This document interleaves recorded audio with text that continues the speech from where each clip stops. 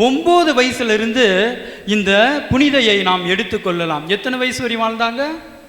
வெறும் 24 வயசு வரையும். 9 24 சேர்ந்தா 15 வருஷம் தான் இவர்கள் முழுமையாக கடவுளுக்கு அர்ப்பணித்தார்கள். இப்படி இருக்கின்ற பட்சத்தில் இந்த பாதுகாவலி என்ன செய்தார்?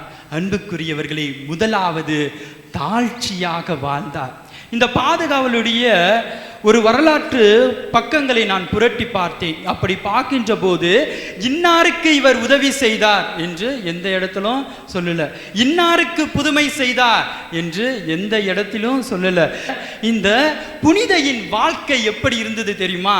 வெறும் 4 சுவரில் மட்டும்தான் அவருடைய வாழ்க்கை அடங்கி இருந்தது. அன்புக்குரியவர்களே, இப்படி இருக்கின்ற பட்சத்தில் இவங்களுக்கு மாதா அடிக்கடி வந்து இவங்க முன்னாடி நின்று சும்மா அழகா ஸ்மைல் பண்ணிட்டு போவாங்களாம். தாழ்ச்சியோடு இருந்தாங்க. அவங்க அப்பாவை தவிர்த்து இது யாருக்கிட்டையும் அந்த விஷயத்தை அவங்க சொல்லவே இல்லை. கடைசியில் 24 வயசுல இறந்து போறாங்க. இறந்து போகின்ற போது அவருடைய ஒரு சுயசரிதையை எழுதினார். ஸ்டோரி ஆஃப் மை சோல் என்கின்ற ஒரு அருமையான சுயசரிதையை எழுதினாங்க. அவங்க இறந்த பின்னாடி வெறும் 500 காப்பி மட்டும் பிரிண்ட் பண்ணாங்க, கொடுத்து அங்க இருக்கின்ற மக்கள் எல்லாம் படிக்கின்றார்கள்.